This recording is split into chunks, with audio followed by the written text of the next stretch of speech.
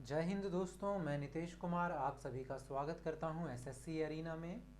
और आज हम कंटिन्यू करेंगे इंग्लिश वोकैबलरी के सेशन को, जो कि बहुत ज़्यादा इम्पॉर्टेंट है सीजीएल, सीपीओ, सीएचएसएल, आईबी या फिर आपको ये स्टेट लेवल का एग्ज़ाम देने जाते हों। Specially CGL mains, CPO mains में बहुत ज़्यादा रोल होता है इंग्लिश वोकैबलरी का, उसमें भी वन वर्ड सब्स्टिट्यूशंस का, जो कि इम्पॉर्टेंट भी होते हैं, साथ ही में इजी भी होते हैं। अगर आप वन वर्ड सब्स्टिट्यूशंस पे थोड़ी सी मेहनत करेंगे तो काफ़ी आसानी से याद करके अपने इन मार्क्स को कलेक्ट कर सकते हैं एग्ज़ाम में।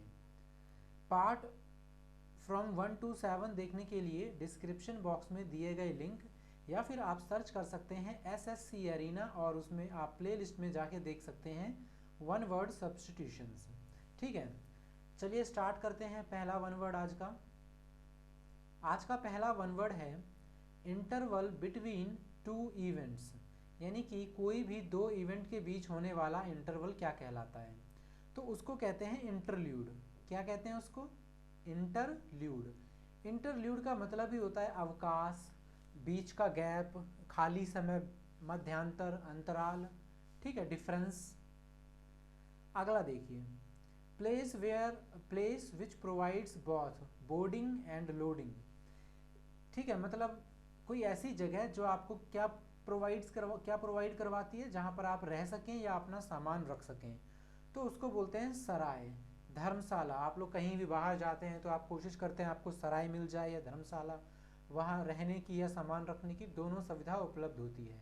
उसे कहते हैं इन, INN। काफ़ी ज़्यादा कॉमन है ये, आपने कई बार सुना भी होगा मूवीज़ वगैरह में। ठीक है, INN, इन मतलब धर्मशाला। अगला देखिए, statement which can not be understood, यानी कि ऐसा स्टेटमेंट जो समझ में ना आए, इनकॉम्प्रीहेंसिबल। काफ़ी आसान है ये तो, क्योंकि हम लोग कॉम्प्रीहेंसिव पढ़ते हैं ना। कॉम्प्रीहेंसिव का मतलब ही होता है जो समझ के करिए। रीडिंग कॉम्प्रीहेंशन मतलब समझ, पढ़ो और उसे समझो। तो कॉम्प्रीहेंशन मतलब समझना, कॉम्प्रीहेंसिबल जिसको समझा जा सके, इनकॉम्प्रीहेंसिबल जिसको समझा नहीं जा सके। ठीक है, तो ये आपका आंसर है, इजी है, काफ़ी आसानी से याद हो जाएगा। अगला देखिए, list of goods with their price. ठीक है, यानी कि जो बिल है, उस कोई भी वस्तु की लिस्ट और उनके बिल यानी उनकी जो प्राइसेस हैं वो साथ में लिखे हों, उनको बोला जाता है इनवॉइस। इनवॉइस। अगर आप लोग कई एप्लीकेशंस ऐसे, अगर आप लोग कुछ एप्लीकेशंस यूज़ करते हैं जिसमें पैसे, फ़ोन पे, पेटीएम छोड़कर कई ऐसे ऐप्स होते हैं जिसमें कि आप पैसे कलेक्ट करते हैं, जैसे स्पेशली कई प्रकार की गेम्स होती हैं, आप खेलते हैं, तो उसमें कई जगह आप देखिएगा, आपका ना जहाँ पेमेंट आता है वहाँ पे इनवॉइस लिखा होगा। ठीक है, पेमेंट आने का जो सेक्शन होगा वो इनवॉइस लिखा होता है वहाँ पे। ठीक है, अगला देखिए, नॉट इंजूरियस टू फिजिकल और मेंटल हेल्थ। इंजूरियस मतलब होता है जो आपको चोट पहुंचाए, यानी जो आपको घायल करे, चाहे वो फिजिकली या मेंटली। और जो नहीं करता है उसे बोलते हैं इनोक्वस। इनोक्वस का एक बहुत बेहतरीन सिनोनियम है हार्मलेस। क्या है? हार्मलेस। इनोक्वस का मतलब होता है अहानिकारक या हार्मलेस, जो कभी भी आपको हानि ना पहुंचाए। इसकी स्पेलिंग भी आप याद रख सकते हैं, ये भी एग्जाम में कई बार पूछा गया है। अगला देखिए, अगला है to urge a man to do some able. Urge का मतलब क्या होता है? अर्ज का मतलब होता है किसी को भड़काना, किसी भी गलत काम को करने के लिए। ठीक है, अर्ज स्पेशली नेगेटिव में ही यूज होता है। तो इंस्टिगेट, इंस्टिगेट का मतलब होता है कि किसी को भड़काना गलत काम को करने के लिए। मैंने कल आपको एक इग्नाइट भी पढ़ाया था, जिसका मतलब होता है जलाना। एक शब्द होता है गोड, GOAD। गोड का मतलब भी होता है टू अर्ज समवन। ठीक है, गोड का मतलब भी क्या होता है? टू अर्ज समवन। तो आप इसे भी याद रखिए, ये भी बहुत पूछे जाते हैं सिनोनियम एंटोनियम में। अगला देखिए, soldiers who fight on foot, यानी कि जैसे कि सेना में कुछ दस्ता होता है जो टैंक में जाते हैं। पहले कुछ घोड़े वाले दस्ता होते थे, हाथी वाले होते थे, पैदल होते थे। तो पैदल सैनिक को बोला जाता है इन्फेंट्री। ट्रूप्स भी कहते हैं, ट्रूप्स भी कहते हैं। ठीक है, और क्या कहते हैं? इन्फेंट्री। इन्फेंट्री मतलब होता है पैदल सेना। अगला देखिए, डिटेनिंग एंड कन्फाइनिंग समवन, किसी को क्या करना, डिटेन करना या कन्फाइन करना। आप लोगों ने जैसे पढ़ा होगा कि 1945 के समय महात्मा गांधी जी को अंग्रेज़ों ने कहाँ पे नज़रबंद किया था। शायद पुणे में कोई पुस्तकालय है, शायद उसका आंसर होगा, मुझे याद नहीं है। ठीक है, उसे कहते हैं इंटरनमेंट। नज़रबंदी को क्या कहते हैं, इंटरनमेंट। इंटरनमेंट का मतलब होता है किसी को नज़रबंद करना। ठीक है, एक शब्द होता है इंटरमिटेंट। इंटरमिटेंट का मतलब होता है रुक रुक कर होने वाला। ठीक है, कुछ अंतराल में होने वाला। और यह है इंटर्नमेंट, जिसका मतलब होता है नज़रबंद करना। अगला देखिए, changing of magic spells. Changing of magic spells उसे कहते हैं इनकारनेशन। ठीक है, इनकारनेट का मतलब अवतार भी होता है। इनकारनेट का मतलब अवतार भी होता है, और इनकारनेशन का मतलब होता है जैसे मैजिक स्पेल हाथों से किया जाता है ना, आप डॉक्टर स्ट्रेंज को देखते होंगे करते हुए, तो वही होता है इनकारनेशन, अवतार भी बोलते हैं। अगला देखिए, ए कंफ्यूज्ड, कॉम्प्लिकेटेड और एम्बैरेसिंग सिचुएशन, यानी एक ऐसा सिचुएशन जो कंफ्यूज भी हो, कॉम्प्लिकेटेड भी हो और आपको शर्मसार भी कर रहा हो, उसे बोलते हैं इम्ब्रोग्लियो। इम्ब्रोग्लियो मतलब होता है पूरा अस्त व्यस्त होना। इम्ब्रोग्लियो मतलब होता है सिचुएशन आउट ऑफ कंट्रोल। तो ऐसी कंडीशन जब आप बहुत ज़्यादा कंफ्यूज हो क्या करें, बहुत ज़्यादा कॉम्प्लिकेटेड सिचुएशन भी हो, एम्बैरेसिंग मूवमेंट भी हो आपके लिए, तो वो कहलाया जाता है इम्ब्रोग्लियो। ठीक है, अगला देखिए, property handed down after the death of person, यानी कि ऐसी संपत्ति जो कोई व्यक्ति के डेथ के बाद, किसी व्यक्ति के डेथ के बाद जो हैंड ओवर किया जाता है उसे बोलते हैं इनहेरिटेंस या हेरिटेज। हेरिटेज तो काफ़ी आसान है, आप लोगों ने कई बार वर्ल्ड हेरिटेज जैसे सुना होगा, है ना। तो ये भी वही होती है संपत्ति। पैतृक संपत्ति होती है इनहेरिटेंस।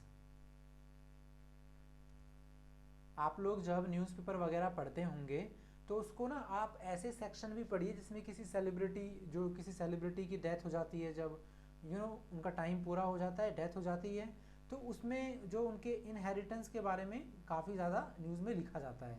ठीक है, आप इसे हेरिटेज देखिए, हेरिटेज की स्पेलिंग क्या होती है, हैरी, तो मैंने यहाँ पे टेज को टेंस कर दिया बस, इनहेरिटेंस, है ना। तो इनहेरिटेंस मतलब हो गया पैतृक संपत्ति। अगला देखिए, one who break the establishment of tradition and image, एक ऐसा व्यक्ति जो ब्रेक करता है एस्टैब्लिशमेंट को, ट्रेडिशन एंड इमेज। ट्रेडिशन मतलब होता है जैसे जो भी चीज़ पहले से चली आ रही हो, और इमेज का मतलब होता है मूर्ति पूजा को एक तरीके से ट्रेडिशन एंड इमेज से रिप्रेजेंट किया जाता है। तो आइकोनोक्लास्ट, आइकोनोक्लास्ट जिसका मतलब होता है रिवाज तोड़ने वाला। अगर आप हिंदी मीडियम के स्टूडेंट हैं तो कई जगह आपको मूर्ति भंजक भी लिखा दिखाई देगा। तो मूर्ति भंजक वही होता है जैसे मूर्ति पूजा वगैरह को अलाउ नहीं करना, है ना, उसको नहीं मानना, तो ये भी कहलाता है आइकोनोक्लास्ट। अगला देखिए, the lecture of a function for introduction. The lecture of a function for introduction, तो किसी भी फंक्शन के स्टार्टिंग में आपने देखा होगा कि एक होस्ट या एंकर आता है और वो लोगों के बारे में बताता है कि ये हमारे चीफ गेस्ट हैं, ये काम करते हैं, इस पोजीशन पे हैं, फलाना ढिमकाना ये नेता आए हैं, वो डिपार्टमेंट से आए हैं, तो उसे कहते हैं इनॉग्रल स्पीच। हालांकि काफ़ी आसान है, इनॉग्रल का मतलब होता है उद्घाटन करना, स्पीच का मतलब है भाषण, तो आप इसे ऑप्शन से भी आराम से कर पाएंगे। अगला देखिए, नॉट डिस्पोज्ड और विलिंग टू बिलीव। ठीक है, नॉट डिस्पोज और विलिंग टू बिलीव, अनबिलीविंग, यानी कि जिस पे आप भरोसा ना करें, तो यह है इनक्रेडुलस।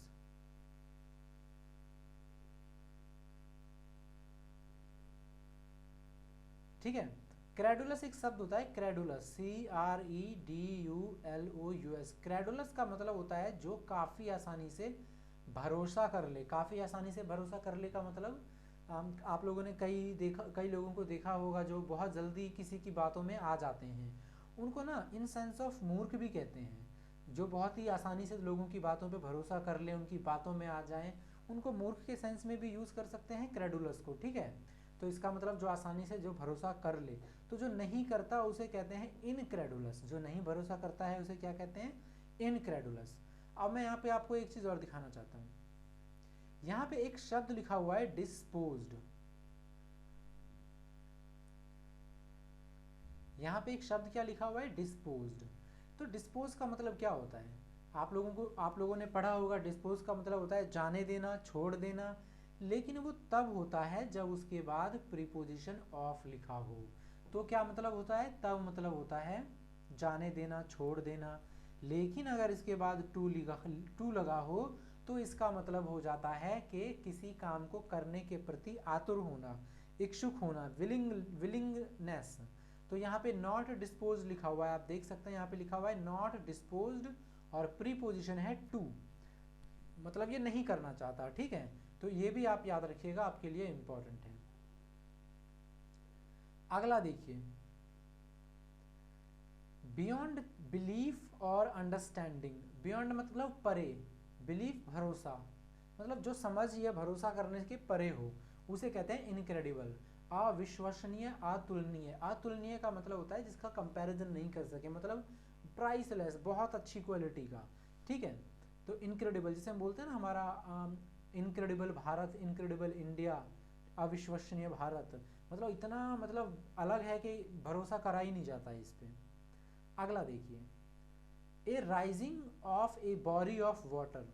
तो क्या होता है, देखिए rising of a body of water मतलब बॉडी, पानी का काफ़ी ज़्यादा लहरें जो होती हैं, बड़ी बड़ी लहरें जो काफ़ी, बाढ़ आप बोल सकते हैं, ठीक है, बाढ़, उसे कहते हैं इनंडेशन। क्या कहते हैं, इनंडेशन।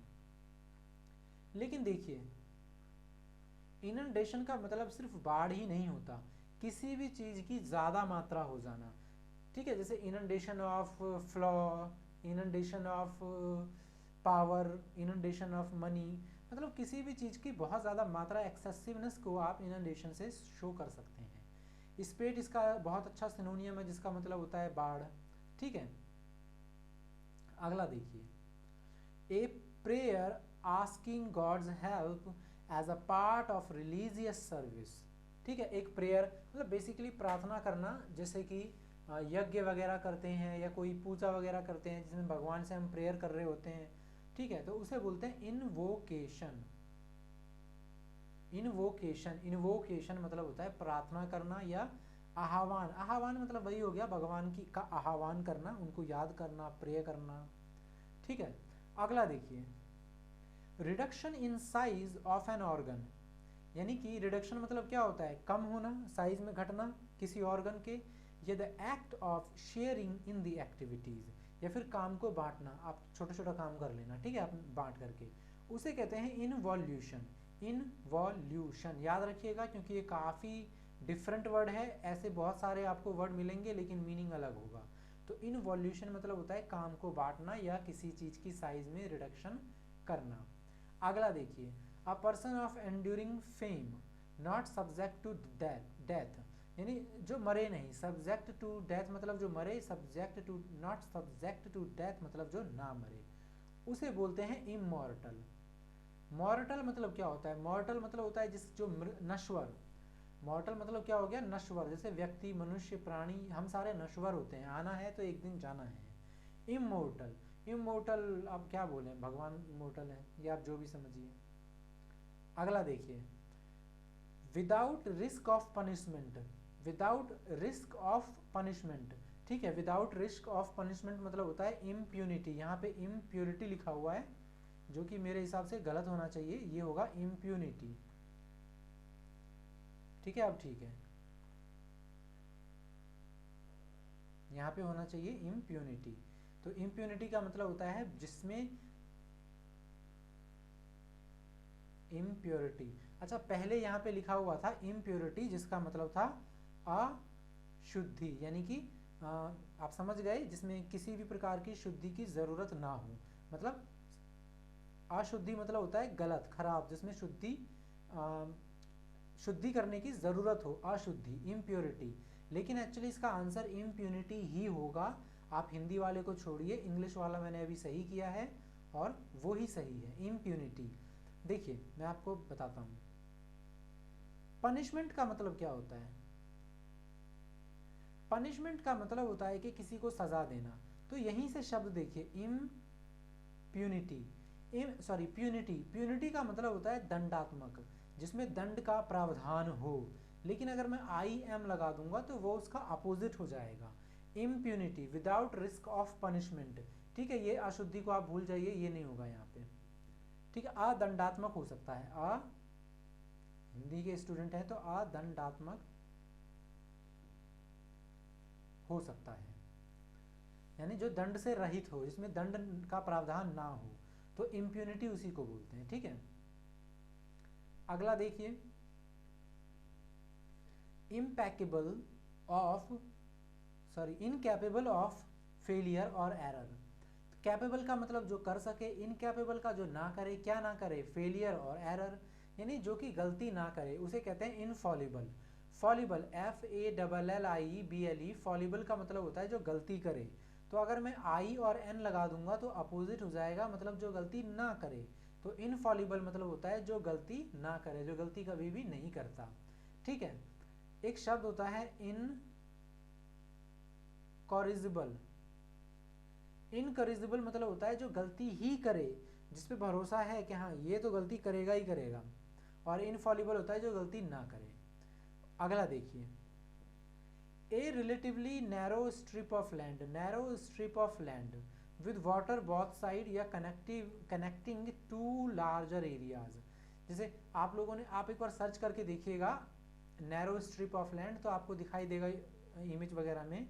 उसमें क्या होता है, पानी इधर भी होता है, इधर भी होता है, बीच में बहुत ही पतला स्ट्रिप जमीन होती है, उसे बोलते हैं इस्थमुस। इस्थमुस, ISTHMUS, संयोग भूमि बोल सकते हैं। संयोग मतलब जोड़ने वाला, जो भूमियों को जोड़े, है ना, इस तरीके से। जरूरी नहीं है कि यहाँ पे पानी ही हो। ठीक है, अगला देखिए, इनकैपेबल ऑफ बीइंग टच्ड और सीन। इनकैपेबल जो अयोग्य हो या जिसको नहीं किया जा सके, क्या, टच, और सीन जिसको ना छुआ जा सके, ना परसीव नहीं किया जा सके। इनकैपेबल ऑफ बीइंग परसीव्ड भी हो सकता है यहाँ पे। ठीक है, जिसको महसूस ना किया जा सके। देखिए, एक शब्द होता है टेंजिबल, TANGIBLE। टेंजिबल का मतलब होता है जिसको छूकर महसूस किया जा सके, स्पर्शनीय। तो अगर मैं IN लगा दूंगा तो इनटेंजिबल मतलब हो जाता है अस्पर्शनीय, जिसको आप टच नहीं कर सकते, फील नहीं कर सकते, महसूस नहीं कर सकते। आगे देखिए, इनकैपेबल ऑफ बीइंग अवॉइडेड और प्रेजेंटेड। इनकैपेबल यानी कि जिसको आप अवॉइड या प्रेजेंट नहीं कर सकें। ठीक है, तो इसका मतलब जिसको आप अवॉइड ही नहीं कर सकते बिल्कुल भी, उसको बोलते हैं इनएविटेबल। इनएविटेबल मतलब होता है अनिवार्य। इनएविटेबल मतलब जो होना निश्चित हो। ठीक है, इनकैपेबल ऑफ बीइंग अवॉइड, जिसको आप अवॉइड नहीं कर सकते। आप लोगों ने अगर मूवी देखी है game, last movie end game, ठीक है, यानी कि एवेंजर की लास्ट, उसमें थैनोस चुटकी बजाते समय बोलता है इंग्लिश में आई एम इनएविटेबल, और हिंदी में बोलता है मैं अनहोनी हूँ, यानी जिसको टाला नहीं जा सकता, मतलब वो अनिवार्य है, फिक्स है, निश्चित है, सुदृढ़ है। ठीक है, अगला देखिए, intelligent and educated class of society, यानी आप समझ गए एजुकेटेड लोगों का एक सोसाइटी, उसे बोलते हैं इंटेलिजेंसिया। इंटेलिजेंसिया काफ़ी आसान है, बुद्धिजीवी वर्ग, ये तो आप आसानी से याद कर लेंगे, इजी वर्ड है। ठीक है, तो आज हम यहीं स्टॉप करेंगे अपना आज का वीडियो। उम्मीद करता हूँ आपको अच्छा लगा हो। अगर अच्छा लगा है तो please like, share, subscribe, don't forget to do that. और कमेंट करके आप मुझे बता सकते हैं कि अगर कोई मिस्टेक हो गई हो बाय चांस, या फिर कुछ आप कहना चाहते हो तो कमेंट करके मुझे ज़रूर बताइए। और आज का वीडियो हम यहीं समाप्त करते हैं। वीडियो देखने के लिए आप सभी का बहुत बहुत धन्यवाद।